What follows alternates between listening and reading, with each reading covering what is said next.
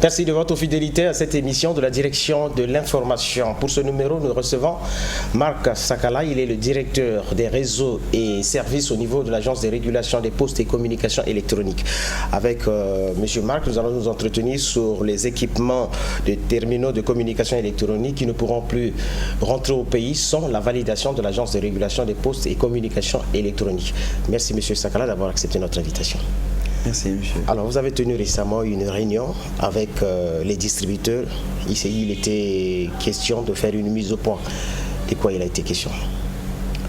La mise au point qu'il y a eu avec les distributeurs est une opération que nous avons commencée déjà depuis plusieurs mois, plus précisément en octobre 2018. C'est une opération qui est née d'une initiative, d'abord premièrement de la loi, puisque la loi 9 qui régit les communications électroniques en République du Congo, elle date de 2009 et cette loi prévoit bien sûr qu'il y ait homologation des terminaux de communication électronique. Qui dit terminaux de communication électronique parle aussi bien de tout ce qui est téléphone portable, mais de tout ce qui est fax, de tout ce qui est ordinateur, de tout ce qui est tablette, tout ce qui permet aujourd'hui de faire une communication électronique et pareil pour les antennes et tout ce qui environne effectivement le monde de la communication électronique. Alors, les équipements électroniques ne datent pas aujourd'hui au Congo, mais pourquoi aujourd'hui parlez-vous de cette homologation? La RPCE a été créée en 2009 et a pris officiellement son envol en 2010. Il faut savoir que nous avons eu beaucoup de chantiers, des chantiers qui étaient prioritaires, comme remettre en état les réseaux, on est rentré sur la qualité des réseaux, refaire une inspection de tous les opérateurs de téléphonie mobile, mais aussi des prestataires de communication électronique, mettre en place tout le processus de délivrement d'agrément de tous les installateurs, parce que encore hier il y avait des gens qui étaient installateurs d'antennes de télé et qui s'improvisaient installateurs d'équipements de communication électronique. Et le temps fait qu'aujourd'hui, nous voulons maintenant nous attaquer à cette mission régalienne qui est de mettre de l'ordre dans les terminaux de communication électronique. Alors, que doivent faire ces distributeurs aujourd'hui? Aujourd'hui, le constat, c'est que d'abord, cette mission est une mission qui vient pour appuyer toutes les revues scientifiques, toutes les études. Vous savez, nous sommes un pays et souvent nous avons des conséquences que nous vivons, que la population vit. Ces conséquences sont peut-être dues à certains terminaux qui sont de très mauvaise qualité. Les terminaux viennent de partout dans le monde. Tous les pays qui peuvent avoir un atelier de fabrication fabriquent les terminaux et trouvent un endroit dans le monde pour vendre les terminaux. Ces terminaux ont beaucoup de problèmes. S'ils ne sont pas autorisés, ils peuvent rendre malades. Ils peuvent déclencher des fausses couches, même chez des femmes enceintes. S'ils ont un mauvais rayonnement, une mauvaise puissance calibrée, s'ils ne sont pas homologués. Alors aujourd'hui, nous voulons commencer ce travail. C'est un travail qui se fait avec une chaîne normalement. Ça commence depuis les douanes. Et aujourd'hui, les douanes sont déjà informées. Les équipements de communication électronique qui rentrent au pays, les douanes demandent obligatoirement que cela passe, qu'il y ait une homologation de la RPCE avant de faire entrer les équipements. Mais nous connaissons tous qu'il existe plusieurs moyens, même dans les pays les plus sécurisés, il existe des systèmes frauduleux. Donc il y a quand même des équipements qui arrivent à rentrer par des valises, par X moyens. Et nous avons donc demandé aujourd'hui de mettre l'ordre dans ce domaine. Alors, le prix fixé pour homologuer un téléphone ne va-t-il pas influer sur le matériel? Surtout pas parce que c'est bien sûr la vision du directeur général de la RPCE. Nous savons que le pays traverse une crise. Nous pouvons nous croiser les mains et attendre que cette crise puisse passer, mais nous subirons alors les conséquences de tout ce qui peut arriver avec des terminaux défectueux. Le directeur général de la RPCE a insisté sur le fait que les équipements de communication électronique ne puissent pas changer de prix. Nous connaissons tous et nous voyons tous l'impact que cela peut avoir sur le panier de la ménagère, sur le coût des terminaux. Mais nous avons demandé aux distributeurs et aux revendeurs de ne surtout pas faire avancer, augmenter un quelconque prix de téléphone. Secondo, c'est aussi parce que les équipements sont vendus à des prix qui sont totalement aléatoires. Les commerçants fixent les prix qu'ils veulent. Nous connaissons un peu le process. Nous n'intervenons pas dans ce process. Nous savons que les prix, certains terminaux aujourd'hui qui sont les moins chers du marché, surtout ceux-là, nous nous engageons, la RPCE s'engage de manière très formelle à ce qu'ils ne changent pas de prix. Ils garderont le même prix. Les terminaux qui sont les plus chers du marché, vous et moi, vous savez, on va nous vendre un terminal, on va vous proposer un premier prix à 300 000 francs, vous allez finir par l'acheter à 180 000.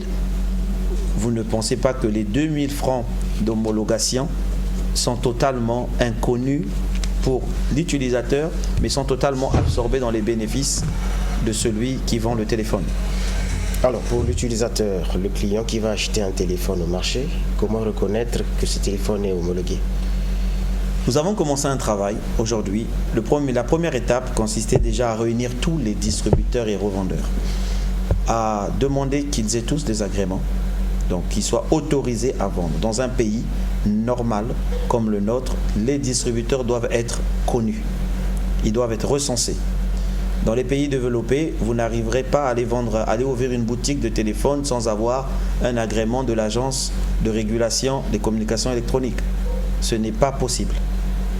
Aujourd'hui, donc, cette première étape, c'était de recenser les distributeurs, comme nous l'avons fait avec les opérateurs postaux, comme nous l'avons fait avec les prestataires, les fournisseurs d'accès Internet.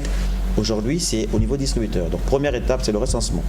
Deuxième étape, nous avons demandé qu'ils nous ramènent des échantillons et qu'ils déclarent leur stock, les stocks de matériel qu'ils ont, afin qu'on commence le protocole, le processus d'homologation. Pour savoir quels sont les téléphones qui sont bien en règle, que les constructeurs déclarent bien avoir fabriqués et si ces téléphones fonctionnent bien. Cela, très rapidement, nous allons délivrer des certificats d'homologation pour ces téléphones et qui seront capables d'être vendus avec des numéros de série. Celui qui va acheter son téléphone d'ici quelques mois sera capable de demander à son vendeur la possibilité de voir si son téléphone est bien homologué, afin d'éviter toute surprise. Ce travail aussi est avantageux, je le mets en avant parce que nous avons remarqué qu'il n'y avait aucun principe sur les garanties de téléphone. Beaucoup de personnes achètent un téléphone sur le marché, ont une garantie de 3, 4 jours, 5 jours, une semaine. Et le revendeur ou le distributeur ne veut pas reprendre son téléphone, bien qu'il y avait un défaut de fabrication. Avec l'homologation, nous allons obliger aux vendeurs d'étendre les garanties des téléphones sur 6 mois ou sur 1 an, d'après les différents modèles, en fonction des différents modèles. Il y a aussi des téléphones qui peuvent engendrer des problèmes de plusieurs identifiants. Oui, effectivement. Vous voyez, chaque terminal mobile a un identifiant. Chaque téléphone a un identifiant qu'on appelle l'IMEI. C'est l'identifiant, c'est la carte d'identité du téléphone. Lorsque nous commençons l'homologation, nous vérifions cette identité. Nous vérifions si ce numéro correspond bien d'abord au fournisseur ou au constructeur qui est marqué. Parce que souvent, vous allez avoir un IMEI qui vous est donné sur un téléphone d'une certaine marque, mais le constructeur de cette marque ne reconnaît pas ce numéro de série chez lui, ou il ne reconnaît pas cet identifiant. Donc, nous avons remarqué que lors de certaines enquêtes des forces publiques, qu'il y ait 3-4 téléphones avec le même identifiant. Qui veut dire comme si vous avez 4 personnes avec la même identité. C'est exactement la même chose. Un téléphone qui a commis un délit, qui a servi pour commettre un délit, si celui-là, il commet son délit, il casse son téléphone, il le jette, les forces de l'ordre peuvent aller saisir ou arrêter une autre personne, mais qui a le même identifiant. Et cela, bien sûr, à son insu totale de ce qui venait de se passer comme délit. Alors, est-ce qu'aujourd'hui, au niveau du régulateur, vous disposez du matériel pour effectivement identifier les téléphones de la contrefaçon? Bon, il existe plusieurs méthodes dans l'homologation. La première, c'est d'abord de vérifier la conformité fonctionnelle du téléphone. C'est le niveau le plus bas. Vous avez un deuxième qui consiste à vérifier l'origine du téléphone, le circuit du téléphone, son constructeur, si le numéro de série du téléphone est bien déclaré chez le constructeur, dans quelle gamme, est-ce que ces téléphones sont bien destinés pour des pays d'Afrique, d'Europe, est-ce qu'ils ne sont pas destinés par exemple pour les pays du Moyen-Orient où vous allez voir par exemple que les prises à brancher n'ont pas les mêmes têtes parce que ce n'est pas destiné pour nos pays. Lorsqu'on finit cette partie de conformité, nous rentrons maintenant dans des tests de puissance d'émission. Et oui, l'ARPCE s'équipe chaque année, l'ARPCE achète du matériel pour essayer d'avancer dans sa mission. C'est du matériel qui est très coûteux. Donc nous les achetons au fur et à mesure. Voilà pourquoi aujourd'hui nous allons attaquer d'abord tout ce qui est téléphonie mobile, tablette. Mais par la suite, nous allons continuer à nous équiper pour continuer à homologuer certaines antennes. Et lorsque nous n'avons pas l'équipement qui permet d'homologuer un terminal, nous travaillons avec des labos en Tunisie, en Europe, au Maroc, des labos qui sont équipés pour faire des tests. Donc nous renvoyons l'échantillon aux frais de l'agence de régulation afin d'avoir un diagnostic plus approfondi lorsque nous avons des doutes. Alors, il y a certains Congolais qui pensent que vous avez signé des accords avec les opérateurs de téléphonie mobile au Congo pour leur faciliter la vente des téléphones. On les privilégie dans la vente des téléphones plutôt que les distributeurs qui sont sur place. Oh, loin de là, loin. Je pense que ce qui nous anime d'abord, premièrement, c'est notre mission régalienne de faire ce travail. Secondement, ce qui nous motive, c'est parce que nous avons le devoir de protéger les citoyens. Les téléphones de mauvaise qualité rendent malades. Souvent, les personnes se lèvent et elles ont très mal à la tête. Elles ne savent pas pourquoi. Elles vont à l'hôpital. On n'arrive pas à déceler la maladie parce qu'ils sont restés tellement en contact avec un téléphone qui rayonne à une puissance qui est largement au-dessus de ce qui est autorisé. Donc notre première étape, aussi bien les opérateurs de téléphonie mobile, leurs branches de distribution seront contrôlées au même niveau que les distributeurs. Mais nous voulons responsabiliser le vendeur ou le distributeur que son travail n'est pas un travail à négliger. Il a une responsabilité sur la santé des citoyens, il a une responsabilité sur le produit qu'il vend et nous voulons vraiment dans cette opération garantir vraiment la position du consommateur, que le consommateur se sente en sécurité, que désormais lorsqu'il achète un téléphone, qu'il ait une notice en français. Vous voyez par exemple un problème tout à fait banal, une notice en français, qu'il ait une facture en bonne et due forme et que s'il a un problème avec son téléphone, qu'il soit capable de revenir le changer en toute légalité. Alors pour le consommateur, puisque nous parlons du consommateur, est-ce qu'il va disposer des informations, il y aura des informations à sa disposition qui fera de telle sorte qu'il sache qu'effectivement le téléphone qui est devant lui n'est pas de la contrefaçon? Il pourra le demander à son vendeur. Il aura le droit de le demander. Déjà, l'étape une fois qu'on va avancer. Parce que le vendeur, ce qui lui intéresse, c'est le gain. Effectivement, mais l'acheteur, ce qui doit l'intéresser le plus, c'est sa santé. Sa santé. Et au prix de sa santé, il doit prendre le temps de demander si son téléphone est de bonne qualité, s'il a été homologué. Mais lui, dans quelques temps, c'est pas un technicien, comment est-ce qu'il le saura? Oui, déjà, ce que je veux dire, c'est que dans quelques temps, avec l'opération que nous sommes en train de mener, nous allons fermer les distributeurs qui ne veulent pas se mettre en règle.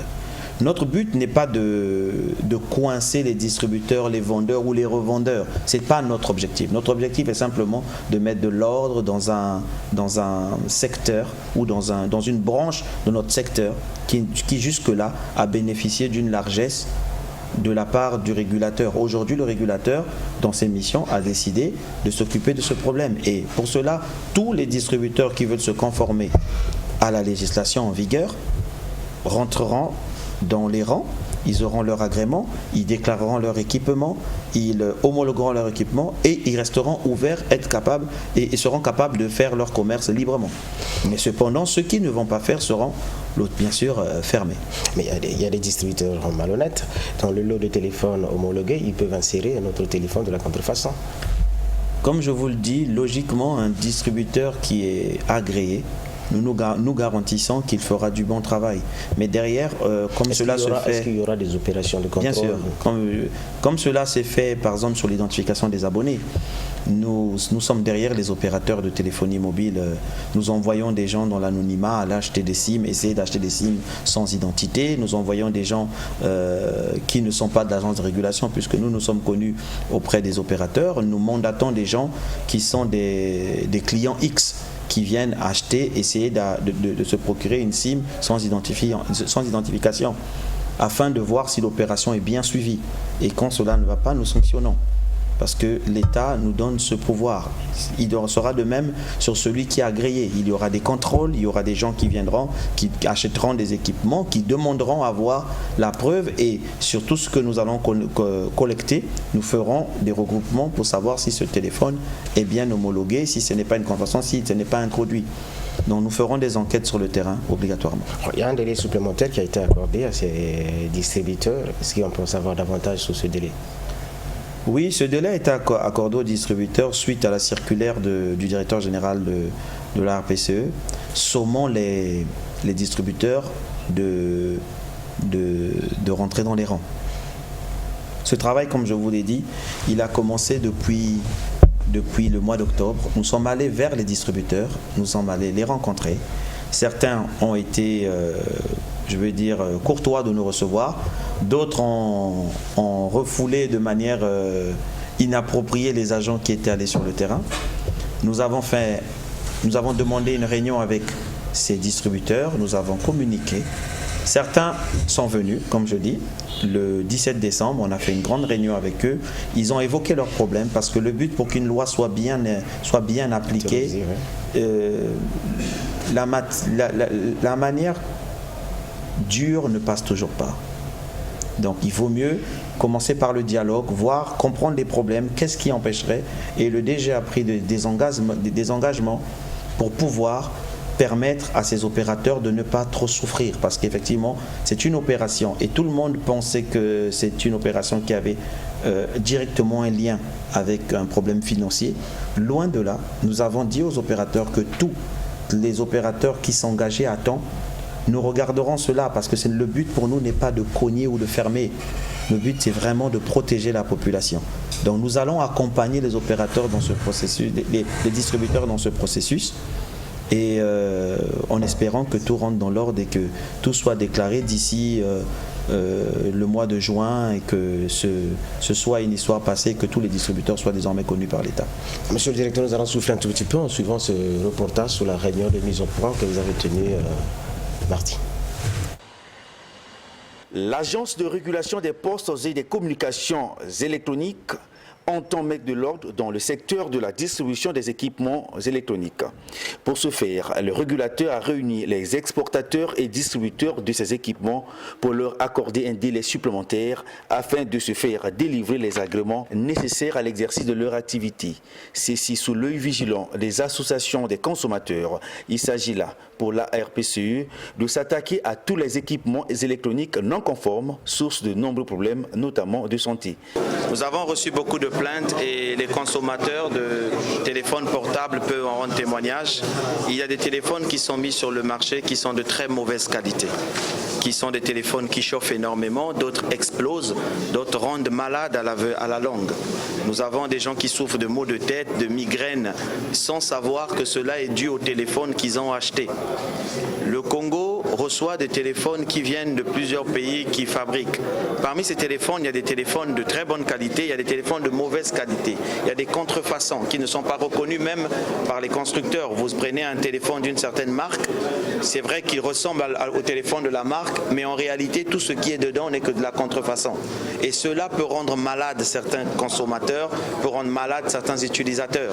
C'est aussi un gros marché en termes de sécurité, parce qu'il y a des téléphones qui ont des identifiants qui se ressemblent. En cas de délit, on est capable d'aller arrêter une personne sur un délit que cette personne n'a pas commis. Ce problème d'homologation des équipements électroniques permettra de protéger le consommateur.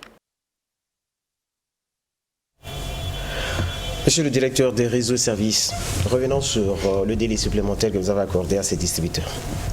Donc, Le délai supplémentaire permet simplement à ce que ces distributeurs se rapprochent de l'agence de régulation afin de pouvoir avoir leur agrément, afin de commencer le processus pour entrer en règle. Nous avons saisi la force publique.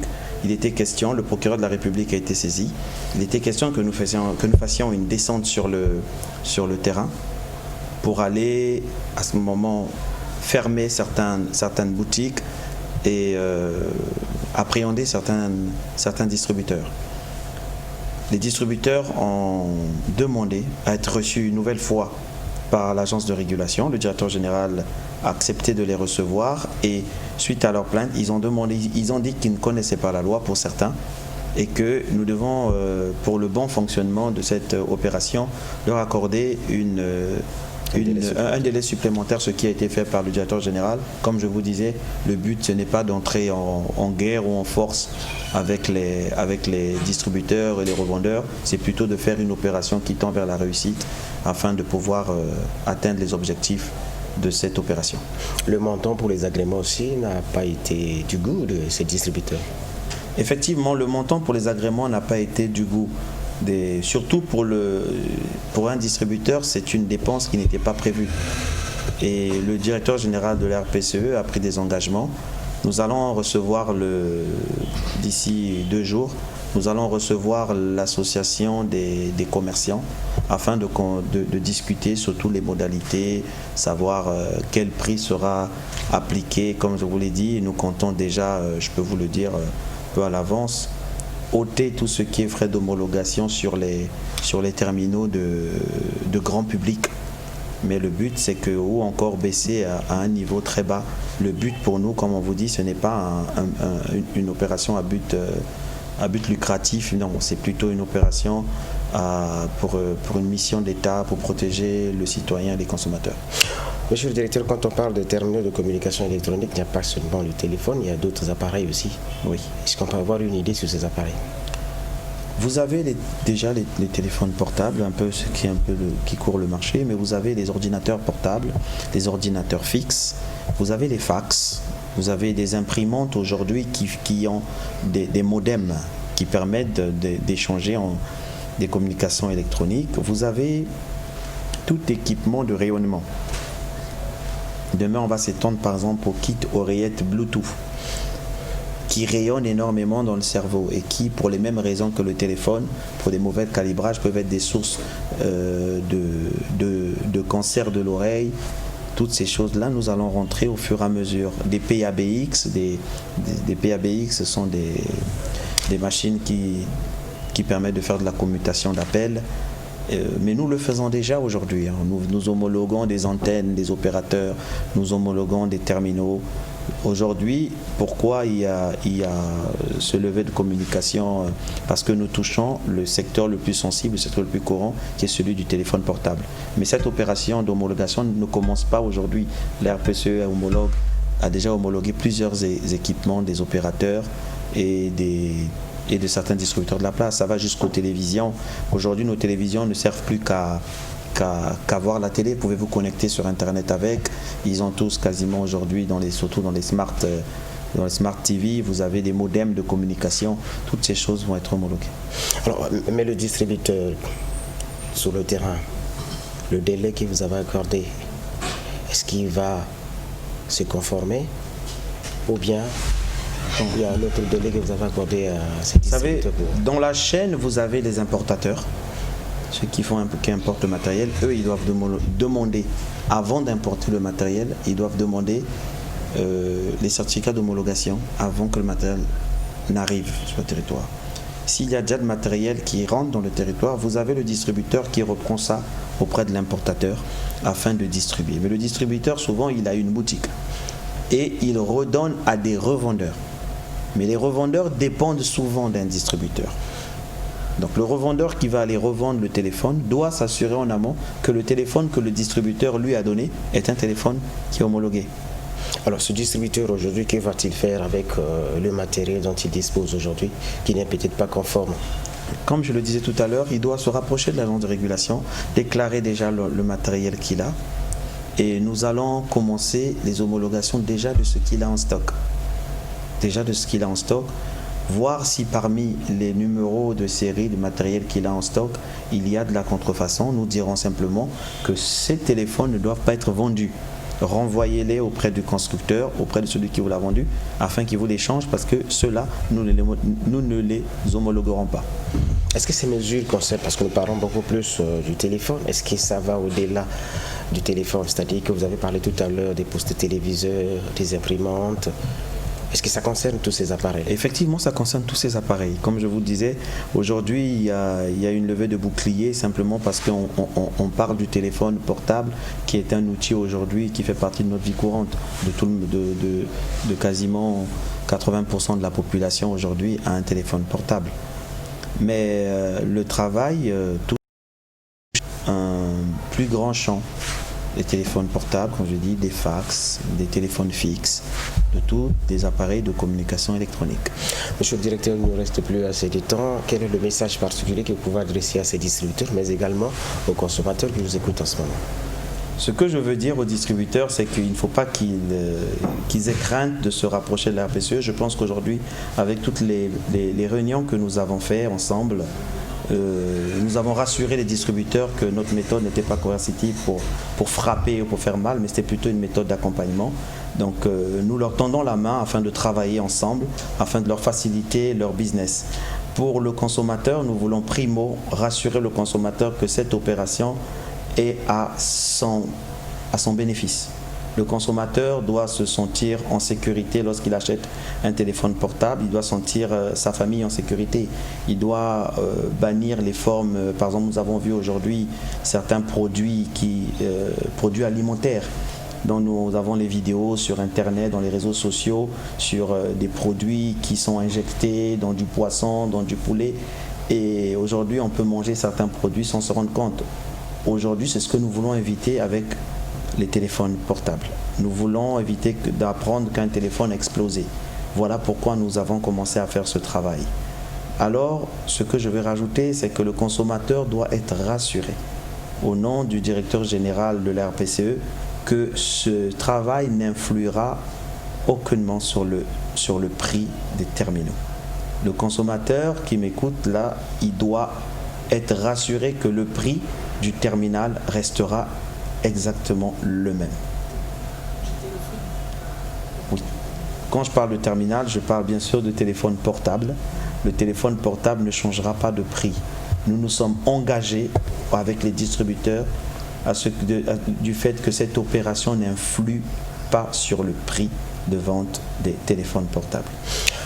Merci, M. Marc Sakala. Je rappelle que vous êtes le directeur des réseaux et services au niveau de l'Agence de régulation des postes et communications électroniques. Merci d'être venu sur ce plateau pour éclairer de nombreux téléspectateurs sur ce que vous allez faire comme opération concernant l'agrément des équipements électroniques. Merci une fois de plus d'être venu sur ce plateau. Je vous remercie.